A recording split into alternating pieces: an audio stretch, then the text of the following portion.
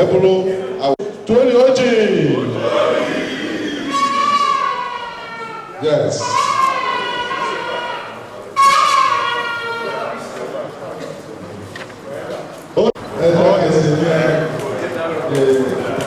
The new cabinet has been removed in their royal regarding. As a woman, Mugu, as a Mugu, as a law, now, on the Mugu, and quite Mugu, than in the administrators never. Also, the Mugu never. So, I say, any deputy in the executive. Like a stream, we have 89 today. And also, I'm in the media consultants from the media consultants that is very peculiar media. We'll take you through the last minutes of I.D.U. General Meeting held on the 30th of December 2023, the Secretary General.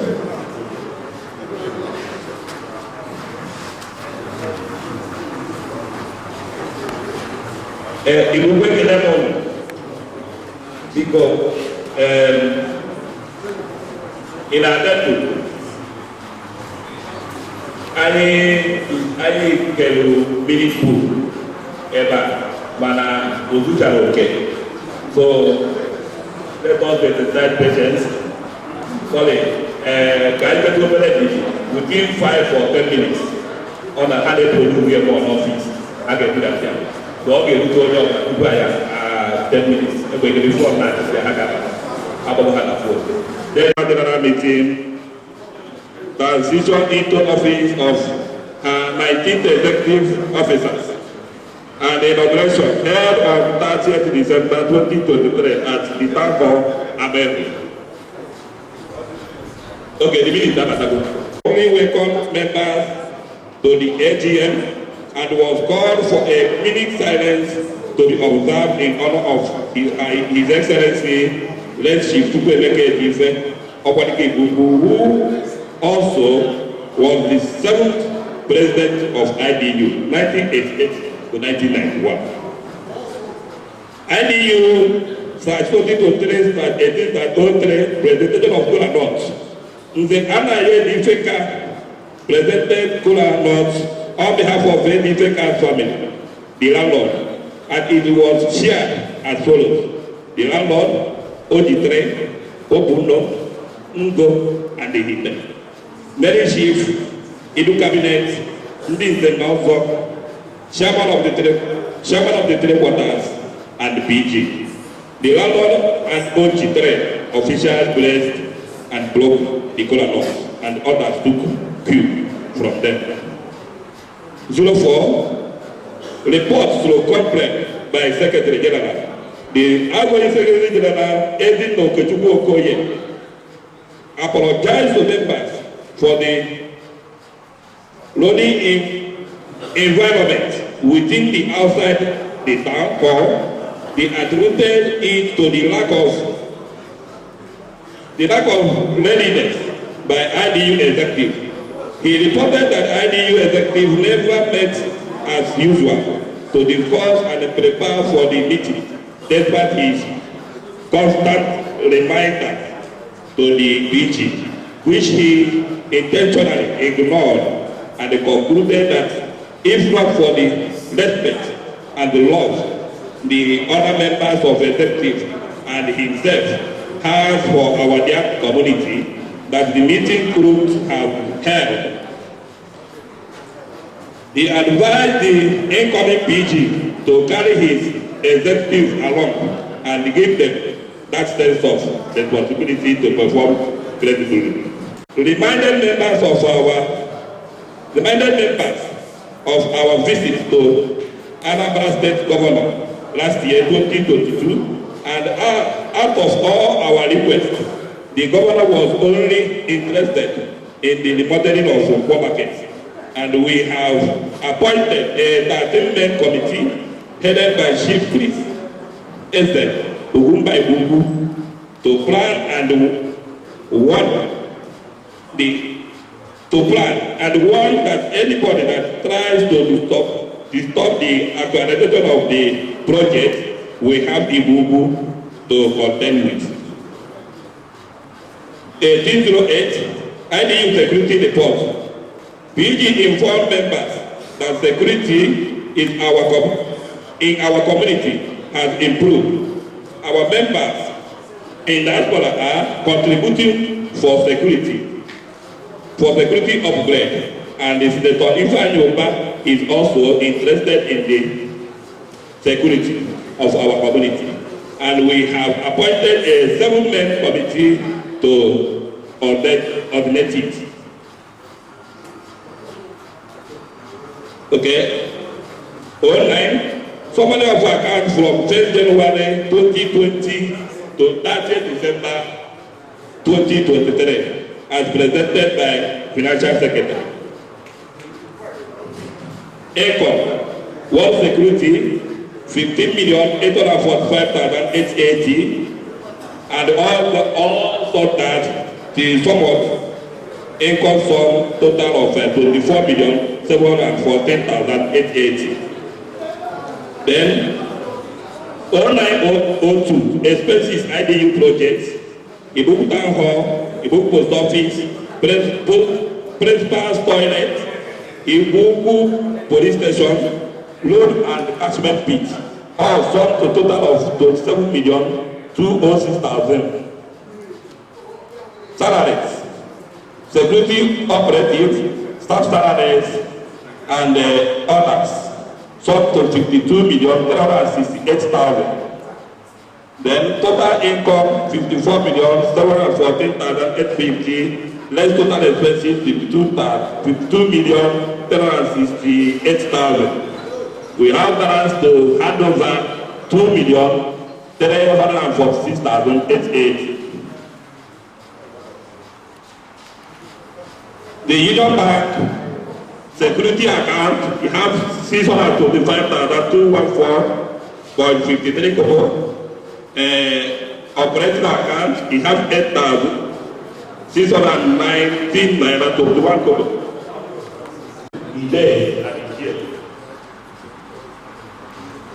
Our New Year Festival from international outpost representative I.D.U revised Constitution 2023 of blend of the I.D.U police station to divisional headquarters. The location of the I.D.U post office, principal office, and voice office to I.D.U and the dilution of administrative block gathering to I.D.U. The location of I.D.U is extended from rented apartment to I.D.U post office. Construction of concrete drainage at Akopa, Ameru Road. Construction of combat, chair company classroom with 19 palliative establishment of I.D.U annual contract. After the outgoing at PG started, Chief George attended I.D.U speech, and his achievements as articulated, but requested him to put down our work together with the summary of account as presented by outgoing Financial Secretary for members to take home, read, and digest. Prosecution and also very good.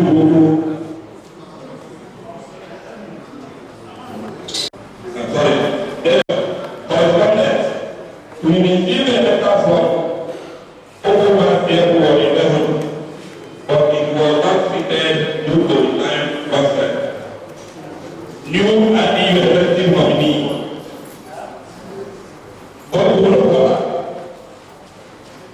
one, South of the FCK President General, Mr. I.G.BO-UKWU as Assistant Secretary General, Mr. Dominic Financial Secretary,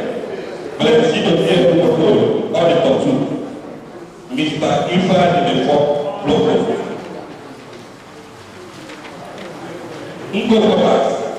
Mr. Eze-Akajiugo, Second Vice President, Engineer Secretary General, Mr. I.D.U,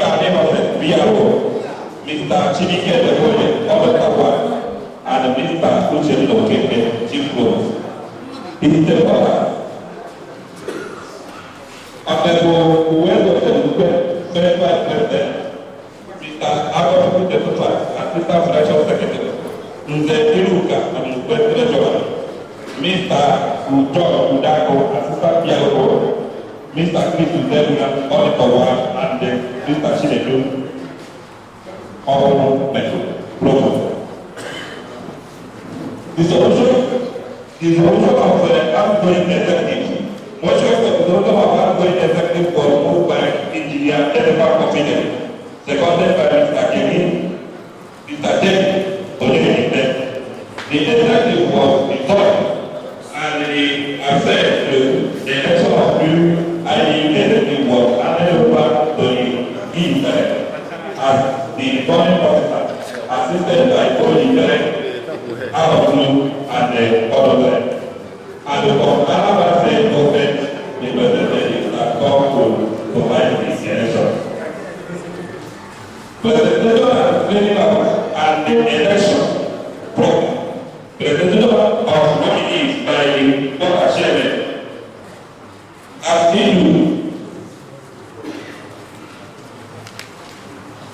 I.D.U. is supposed to be the whose the affairs of I.D.U. was handed over to as the returning officer. Directed each board chairman to physically present their affected officer to be for the I.D.U. screening. Meanwhile, he pleaded I.D.U. to do the screening with love and peaceful mind as a proof that absolute peace and unity has also existed and rest in our community. All Shaba presented their nominees, the I.D.U. screened them all, cleared them all, and they stood elected. In the Shaba, the house that all the nominees were elected have been screened and passed in the previous meeting. The I.D.U. affirmed his point and generally to and the chairman presented as well. The nominee as listed in this meeting area, but on the following that after the date of the nominee, and he also presented himself as chairman of the The returning officer, I.D.U. of the group is where the reported that the situation like this cannot be entertained anymore in the group. And the pleaded, I.D.U. submitted to I.D.U. a record containing court judgment and the declaration that is there. I.D.U. as the chairman quarter of the Bubu, help him interpret the content of the letter, which they did. Based on that, His Royal IGBO-UKWU finally pronounced I.D.U.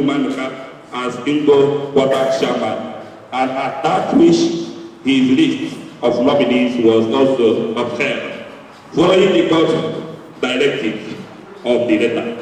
Therefore, all the nominees from Mungo who have been screened and cleared in the previous meeting were stood elected by I.D.U. Swearing in of the I.D.U. official, I.D.U. of Ibuku, I.D.U.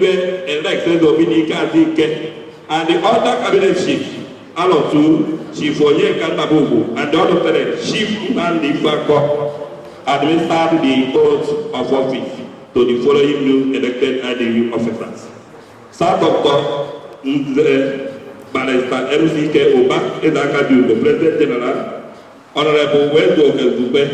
First Vice President, Mr. Abelo, Second Vice President, Engineer Ajol Abuchi, Secretary General, Mr. I.G.BO-UKWU, Assistant Secretary General.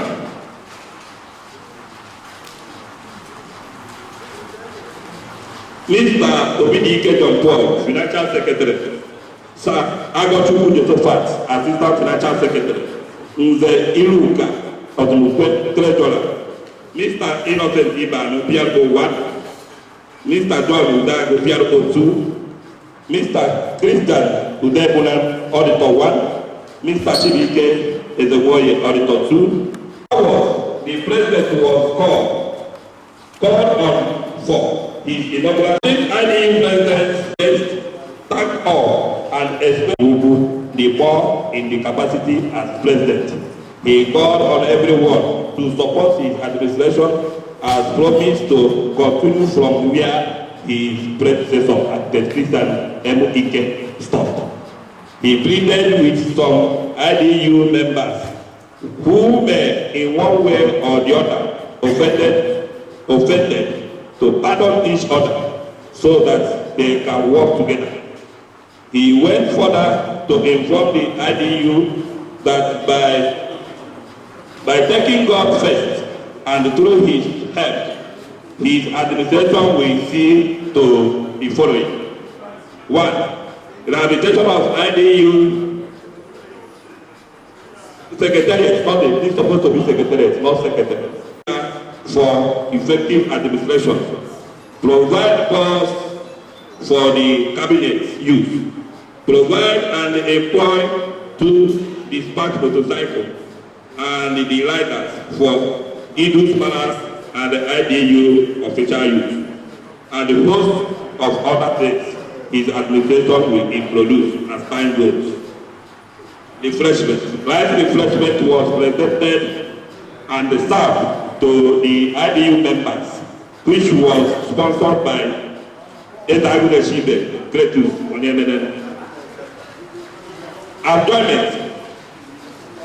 A motion by the I.D.U. Manuka, Eze-Akajiugo, Ngo Chairman, seconded by Mr. Ifa, the Chairman. The meeting ended at 5:30 p.m. The closing prayer was said by Ichie Eze-Akajiugo. I'm sorry for the misreading of the name. Ichie Eze-Akajiugo. Signed, Eze-Akajiugo, Dr. M.C. President I.D.U., Engineer Ambassador Aruchi Anyola, Secretary I.D.U. Thank you very much.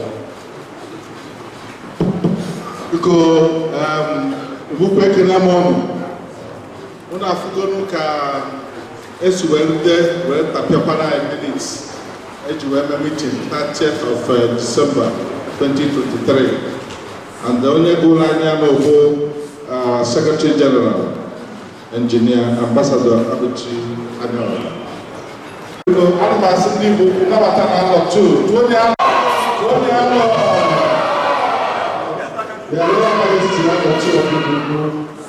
Jesus,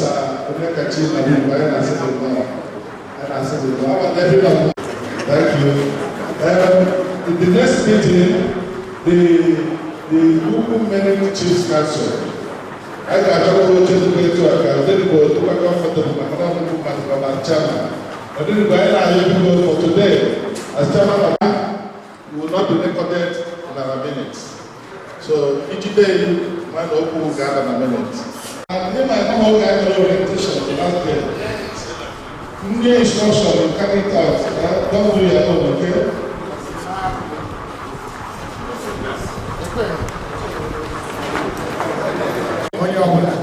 According to the year was having the 2 years ago, okay, the line on.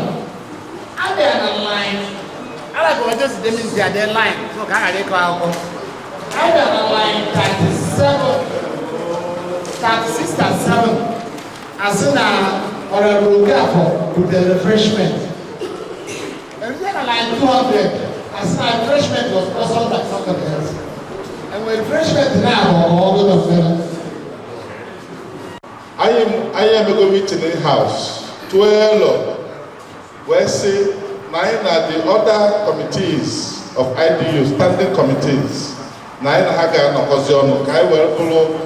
Executive Committee of I.D.U as described in our constitution. Anya nego anya ihe do n'ihu n'ebe a na-eje na etu a ga-esi jie na ọkpa a ga-esi gba ya bụ egwu ma ihe niile a gụpụtara na minutes a wee sị na anyị ga-ede our strategy plan. Onwe ihe anyị na-akpọ strategy and action plan. Etu Igbo ga-adị in this from today, that will be the 54th day, 54 days I.G.B.O all officers of I.D.U. Ihe anyị megoro from that time to today, anyị documented here. Anyị ejebeghị na akaụntụ I.D.U. In fact, because they attend to the last leadership handled this letter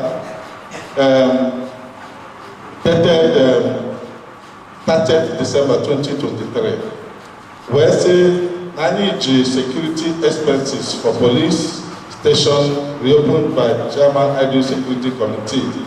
Now, we have here 1,195,000. Now, I can hear what behind for us. So when I got I.D.U's allowance for November and December 2023, 300,000 each month, about 600,000. Now I got I.D.U Coronation Committee which is 175,000.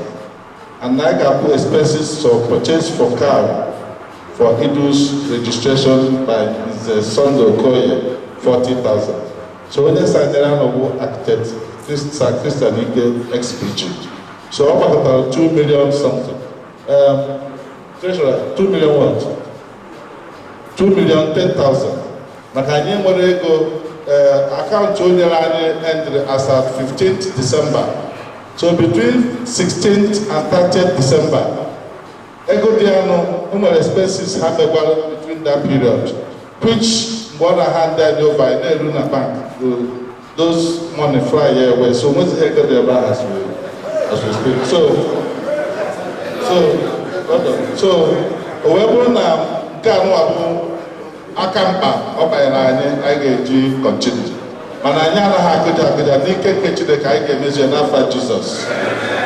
Because it's a continuation, leadership is a continuation. Strategic direction. Every this leadership unaka.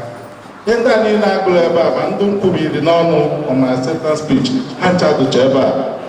Mando aye me baraboko. My capital projects. My yenda ni I need the so my timetable I.D.U. It was a meeting based on our constitution. We got the first one. The next one March, April, and May, July, June, and July, September, and so on till December. 6 times in a year. And clearly marked out. The dates are already there. I know do properly so. When you buy time to bring here na cabinet, mbaka ediji, mbaka bofala, mbaka magazine men, and I'm sure it will be helpful to good. So hancha the content in our strategy document. One of my full Mary Chief, Martina Awaloya, Odoa, Judo Sudaira said no. Now Fuba, Ochete Boko, Chief Sir Joy, Jitaira said no.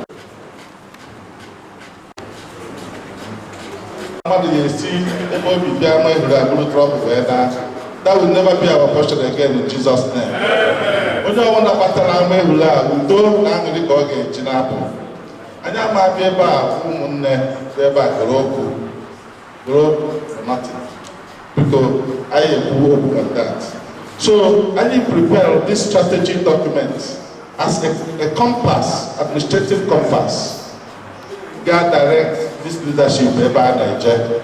So I gave me an unveil and I gave me presented formally to the I.D.U cabinet, the many chiefs and the important chairman and stakeholders. One now the secretary and the 2 vice presidents. Yes, so I may unveil and formally present it to our stakeholders. I may present in the chair, then I launch chair formally. I'm part of the I.G.BO meeting now. all contain everything that this administration intends to do and are doing already. So people can they will come back to the next item on the program. They represent here committee chairman, Dr. Kafo, culture. And no, I get representing. Committee, executive committee of I.D.U, executive committee representing elected officers, and committee chairman.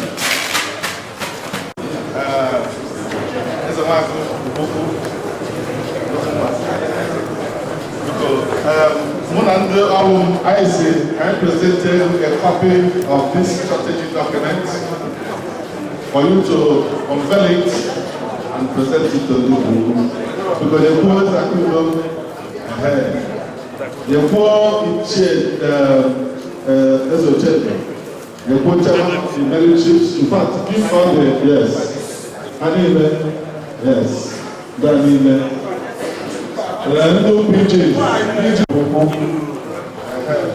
The India can present here to I.D.U. I.D.U. Oji, Odo goes.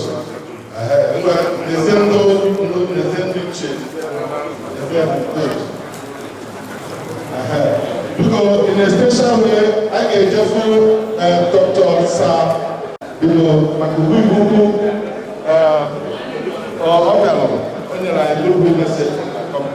so we are giving you the chairman of delegate and our committee chairman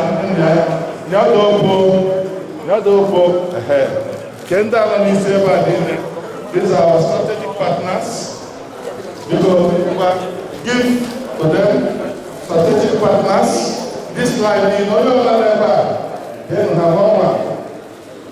Yes.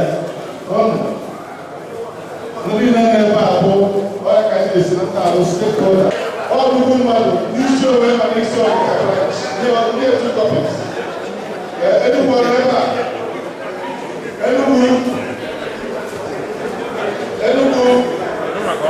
Oka branch.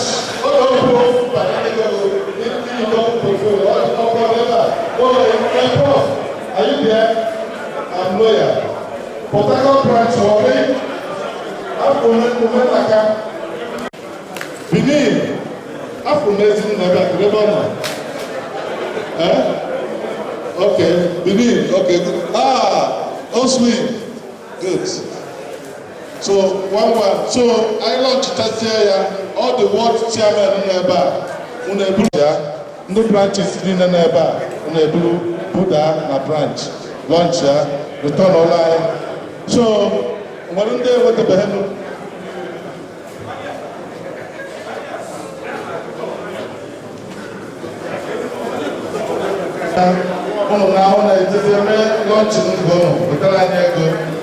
Then the wards and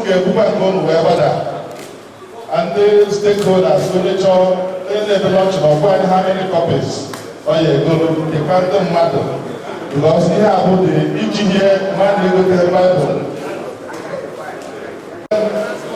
Let me say now the good messages so our sponsor I.D.U. over 3 million naira were produced the IFO. And when companies in the full Kocho Motors, the full John Holmes PLC, the full Christopher University, the full Anno Chemical group of companies, many of them, we got money, I don't know how you had to do here to tell you to get the